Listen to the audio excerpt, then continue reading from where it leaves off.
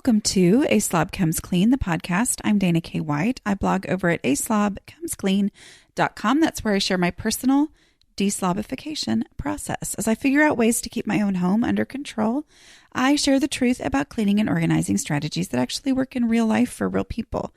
People who don't love cleaning and organizing. Thanks for joining me today. This is podcast number 209, and I think I'm going to call it my fine but blurry line between clutter and decor. So I have redecorated, or you could just say decorated, my living room. I know I've been yakking on and referring to our remodeling process, which is like not full on rip walls down remodeling, but paint and floors and all that kind of stuff for, I don't know what, a year now. Well, that had been done and we'd had our living room painted. I've been very, very pleased with it, but my living room was not decorated. Well, I kind of got onto a deadline recently. I did a video for a company and they wanted it done in my home.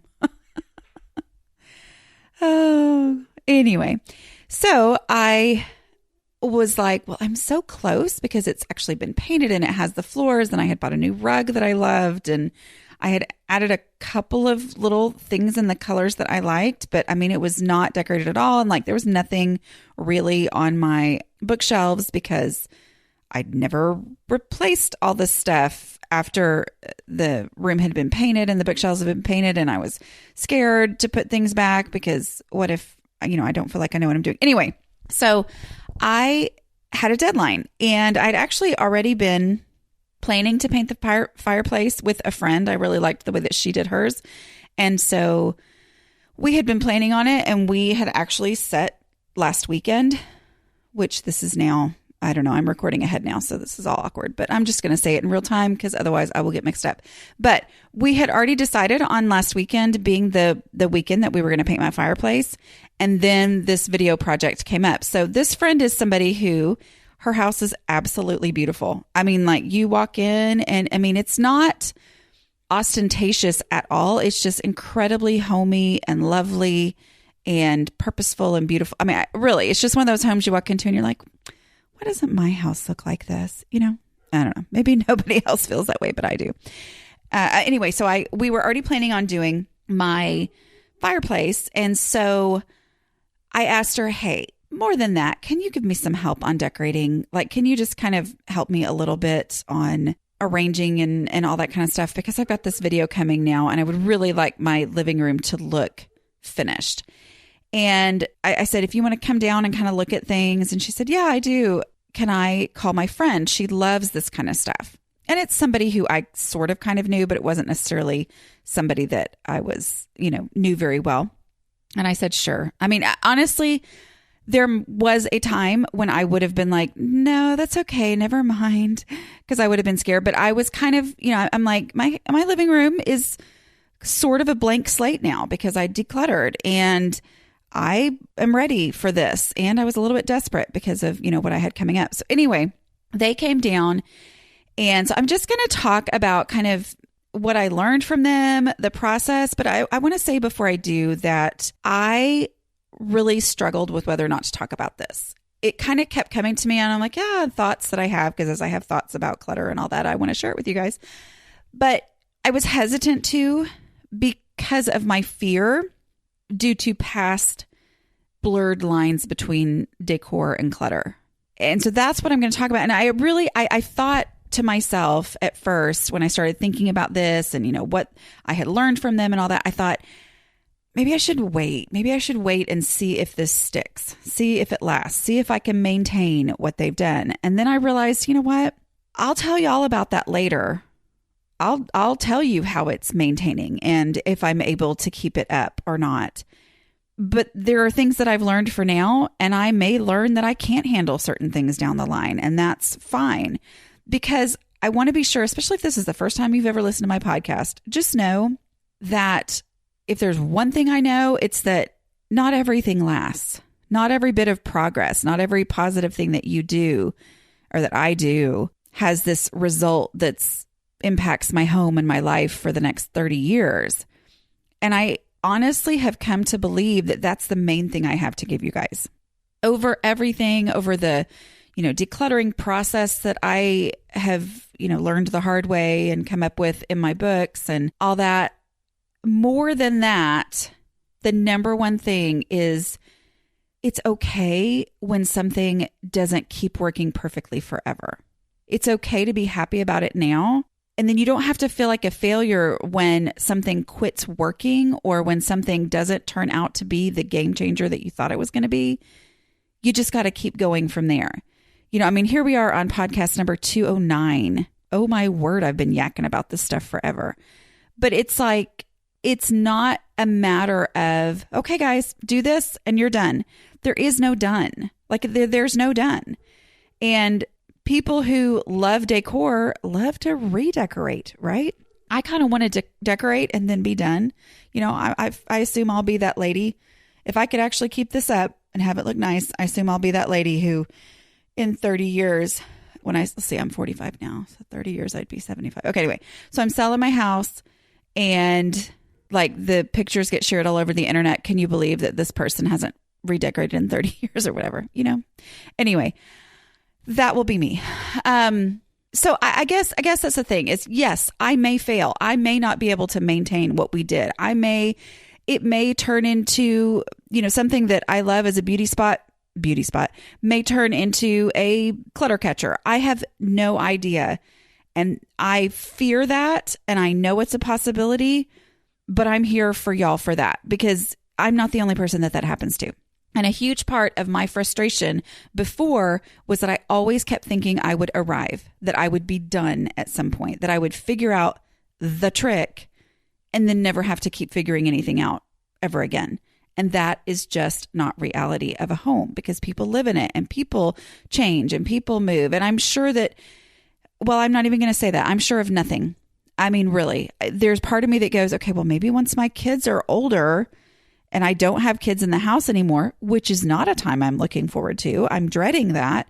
But maybe at that point, things can actually kind of stay the same because we won't have people who are constantly changing everything about, but I've learned that whatever I think is going to happen in the next phase of life, I'm usually wrong. So I'm going to share this now and then I'll update you guys as time goes on, whether it lasts or it doesn't. Okay. So everything I say as far as, yeah, I really like this because of this, just know that that's how I feel in this moment, that's how it's working for me in this moment. And there you go. All right. So things about me and decor. So it's true that I have slob vision. And because I have slob vision, that's what I call it when I don't see incremental mess. I see perfectly wonderful and I see total disaster, but I do not see it happening. Like I don't see a little bit. It's growing. I just see the perfect and the disastrous. And it's the in between that's the hardest part for me. And so, and I call it slob vision because I'm able to function and ignore certain things, like live within it. And it's like I don't even see it. I feel like that does have an effect on decor, as in I don't notice a lack of decor. Now, I'll just be completely honest. I might notice it in somebody else's house. I mean, I'm not thinking of someone specific. Oh, she didn't. No, but I mean, I might see it in a new situation, but in my own house, I don't notice that there's really no decor happening. And so that kind of lets me go on and on and on, and it just doesn't. And then I go to somebody else's house. I think, oh, this looks so homey, but I don't come home and think, oh, my house doesn't look homey. See? Another thing is one of the things that I've realized, and here's where I hesitate in talking about this, because I feel like after so many years of decluttering, I am finally at a point, and it wouldn't take this long for everybody, okay? But for me personally, I am finally at a point where I was ready to decorate. But I only am ready to decorate because I have decluttered and maintained that decluttering. And I'm specifically talking about my living room. The rest of my house, no, it still needs to be decorated. But the living room itself, is kind of your centerpiece, I would think, of decorating. And I'm sure there's people who know better than that. But looking at it, I'm able to do it now because I have decluttered. And there was value in just the decluttering, just decluttering. So living for years of just having decluttered it, decluttering is like redecorating. Okay. Because visually and I'm specifically talking about living areas, which is where I recommend people start with decluttering in those visible spaces that you're really living in all the time. And that's what guests will see and all that. So I would look at, I'd be used to a cluttered living area. And then as I decluttered that space, it was like, oh, my living room looks like what I want it to look like. And then over time, now I've come to this decorating place. And I think that's the fear for me of decorating is it feels like I'm bringing stuff with no purpose in, but its purpose is to decorate. But I have spent so much, and I'm so paranoid about anything being in my space, that might just fall over and turn into clutter. I don't know. I feel like I'm rambling. But anyway, decluttering feels like decorating. So if you are at the beginning of your journey, either don't listen to this podcast or know that this is the goal for down the line. But to know that I was not ready to really, truly decorate until I had a blank slate. And it took me multiple decluttering sessions to get to that blank slate point. And yet my slob vision also then allowed me to just live and enjoy the blank slate for way too long. You know what I mean? Anyway. Okay. Another, a fear thing that I have is way back when, before I realized that this clutter stuff was an ongoing issue that I was going to struggle with my whole life, meaning back when I became, had my first home and then soon after that became a stay-at-home mom, I thought, oh, well, my messiness issues are going to go away because then what else am I going to have to do, right? I mean, it just didn't even occur to me that they might not just naturally go away at that point. I just had always assumed that. So, in that phase of my life, when I had my first home, I decorated it. I mean, I was very into that. But meanwhile, I was decorating and I was shoving clutter to the side to decorate an area. And then that clutter just kind of kept creeping back into the area that was decorated, which meant that decor blended in with all the clutter and turned into its own additional clutter. See what I'm saying? And so because I've had that experience of not decluttering first and trying to decorate within the clutter, it all ended up blending into one thing. And that has contributed to my fear of decorating, like thinking, oh, I better not do that because it's only going to cause a problem.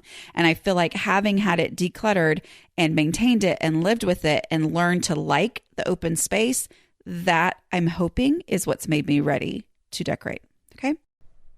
So yeah, I'm sharing all my insecurities about decorating. And part of that is that when I first started in my first home and I was excited about decorating and then it never looked like I wanted it to look, which I now know is probably because of the clutter, or I now know is definitely because of all the clutter.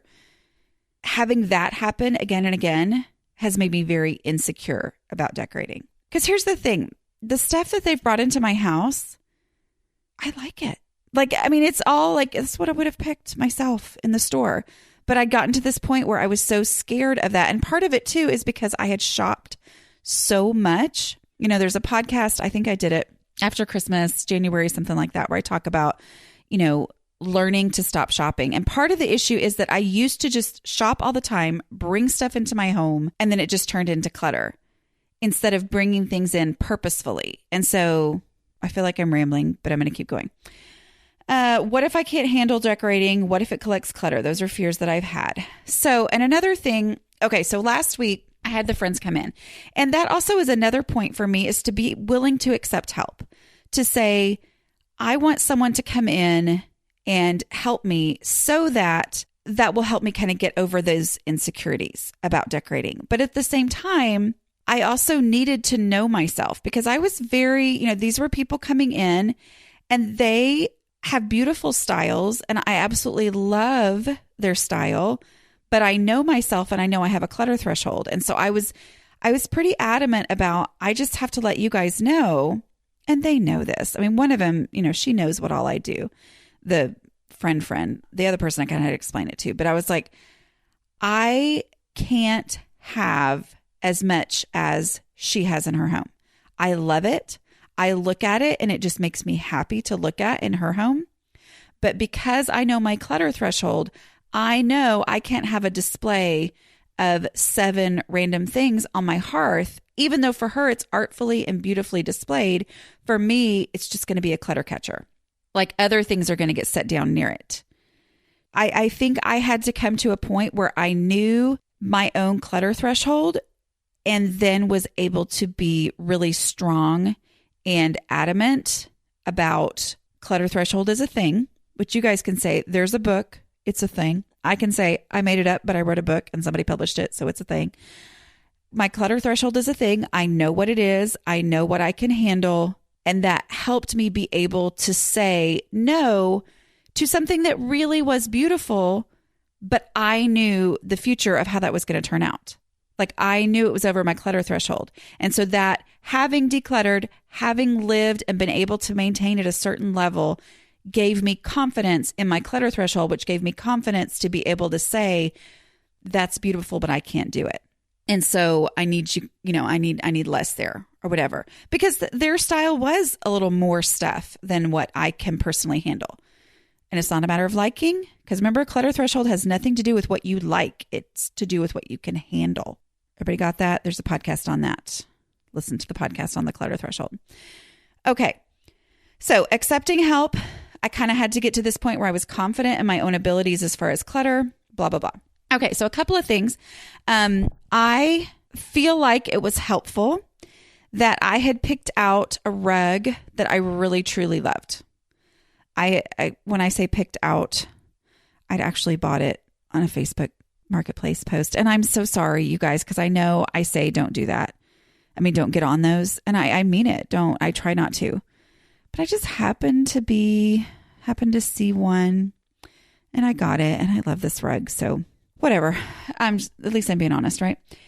Anyway, this rug is very much my style, my color. And I think that having that in there helped a lot with this whole process, because I had picked this thing and then they were able to walk in and go, that's the central thing of this room. So we need to work around that. So instead of them coming in and saying, oh, we should get rust colored, throws and things like that are not my color that I like, that would have possibly just brought in a bunch of stuff that I would have turned into clutter because I didn't even like it. Where instead, because I have this main color, this is the thing that I love, that helped them. And one of the things, so there's a book called The Cozy Minimalist, I think. And it's by the Nester, who is a truly lovely person.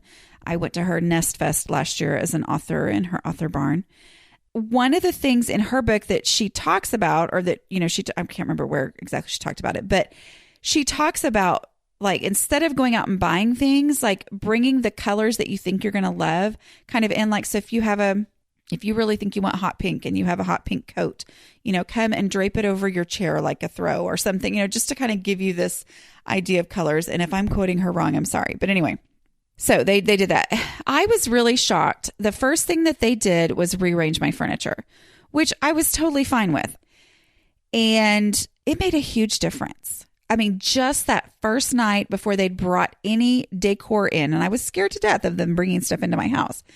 But before they did that, they just rearranged the furniture. And I mean, it opened things up so much. I really, I look at it now and I think, why did I have it that other way for so long, where it was blocking the door that the dogs come in and causing problems and stuff.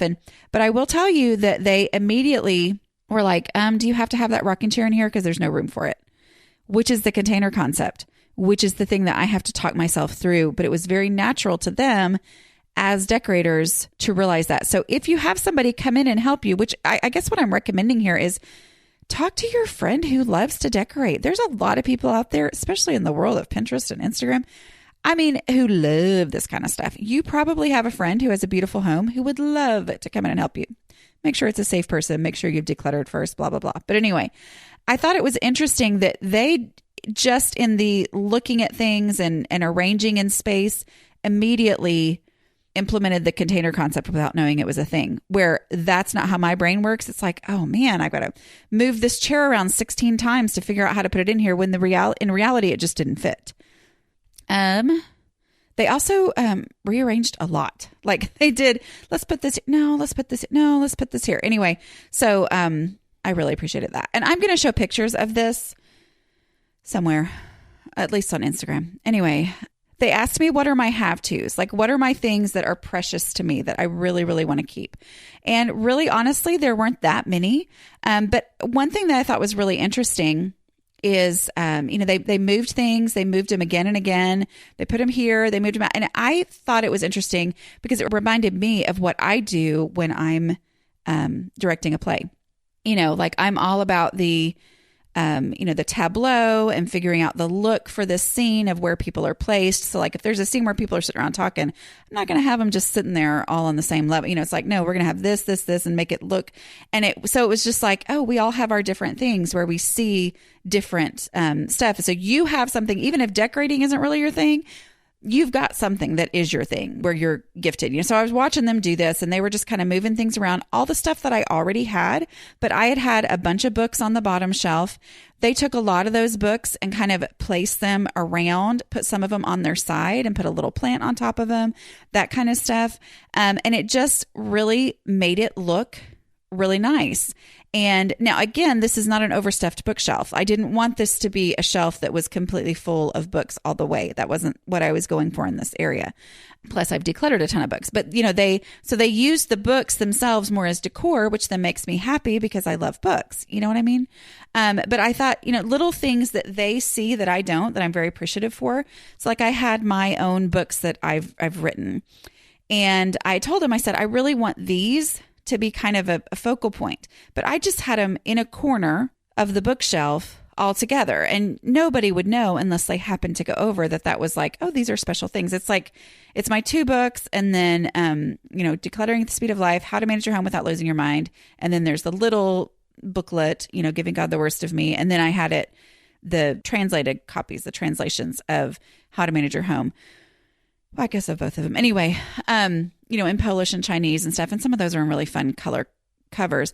And so I had it over there and I was like, well, I really would like these to be a feature. And so they turned them at this angle, put them on their side, and now they're stacked up. And now it's like they really are a feature. And it makes me happy every time I look at it. So it's like little tweaks like that if you just go, something's wrong here, maybe your friend who decorates will be able to come in and without even adding any stuff into your house, even if you just said, hey, can you come and help me? But I've been working so hard on decluttering that can we kind of as a first step, because this lady, Dana K. White on the internet said, as a first step, can you just come and see if you can just do some tweaks or rearranging that would, kind of improve things? Because I just feel like I don't see it the way that, a decorator eye does see it.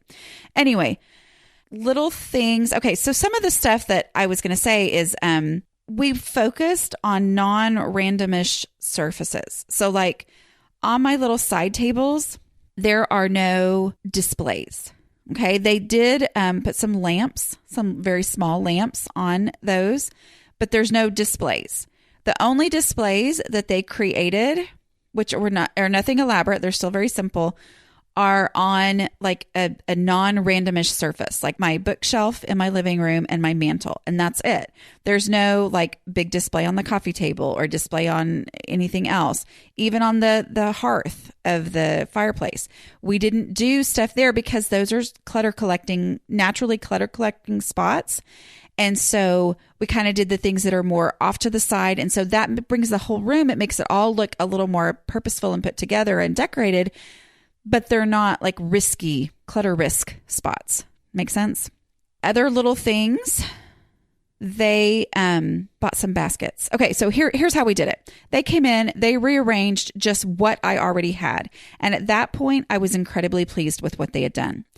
Then I gave some money to one of them who loves to bargain shop. And I'll link to her Instagram too. I think it's called Decorating Dirt Cheap or something like that. Anyway, I gave her some money, a budget. I said, how much do you think it would cost? And she said, oh, I bet you for this amount, I could really get what I needed. She kept all the receipts. So I can then declutter some things by taking them back. Okay. Because she did bring some things in that I said, no, I don't want that. No, that's too much. I can't do that. But for this budget, she had a blast going out and shopping with that money. And she came back with stuff that I absolutely love. And I was very clear with her. I said, I'm going to tell you my dream. I would love for my wall art to be something globe or map focused. I said, that's just what I want. That's what I've been dreaming. Anyway, she found like a world map, and it makes me happy because it's like not North American centric. Like the middle is more like Africa and Asia. Anyway, which is like from when I worked overseas, and we tried to do a globe on the front of our yearbook. I was the yearbook advisor, and we could not find a picture of the globe on the internet that like showed Africa and Asia as the side, as opposed to, anyway. So it's a little pet peeve I have, but I'm like it. So I love it. I mean, this piece that she brought is just exactly what I wanted. So I was very clear about what I wanted, even though I don't feel secure of, is that bad? Is that dorky or whatever? I told her what I wanted, and she found something that was better than what I even wanted, because she has the eye, but she also knew what I was looking for. So I think expressing what it is that you're looking for. So she took the money, she bought some throw pillows and some baskets. Y'all know how I feel about baskets, right? They scare me, because I used to buy so many baskets that would turn into clutter because I wasn't using them as containers. Anyway, but she bought a basket, and she's like, oh, well, this is for your remotes. And, oh, well, this is for your dog leashes, because your dog leashes are already in this one spot in the entryway. So I bought you a basket to put them in.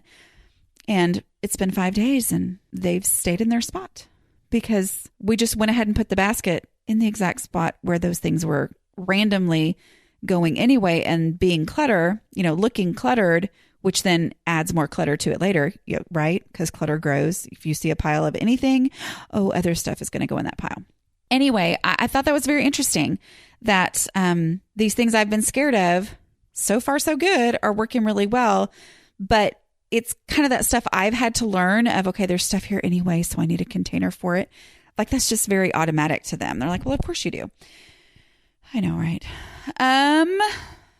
A couple other random things that I thought was interesting is, I have 2 throws that are on the back of 2 recliners. Oh, I guess I have 3 of them. And one of them kind of slips off a lot. And they were like, oh, well, you can put, and I don't know what kind of tape it is. I'll try to find out. But, you can just put whatever kind of tape and just hold it in place on there so that it stays in place. And I'm like, well, that sounds easy. Is that how people keep their houses looking neat? I'm like, oh, tricks like that. Where in my mind, I just think, why does it always slide off for me? Why is it, and I'm thinking that people must be straightening it every 5 minutes of their life. And I just can't even notice until it's on the floor. I'm like, no, they put tape on it. Are you kidding me? Anyway, I don't know what kind of tape it is, but I'll try to find out. I think that's all I'm going to talk about for now. I'm very pleased. I'm excited, though I'm fearful. It's brought out some of my insecurities. I do think there's an aspect of, do I really deserve to have a decorated living room as someone who can't handle stuff very well? Ugh. Anyway, so I think we've kept it pretty minimal, but just even arranging and angling and rearranging and kind of artfully placing the stuff you already have can make a big difference. And it stayed so far over a week, which we can mess things up in 5 hours. Over a week, it has stayed more. And I'm wondering, and this is one of those things where I hate to say it now because who knows what's going to happen in the future. But it makes me think maybe things being very purposefully placed is a natural trigger for my family to, not that they're perfect, but to kind of keep things a little more purposefully placed. Who even knows? All right. Well, that's all I'm going to talk about for now. I will talk to you guys next week. Bye.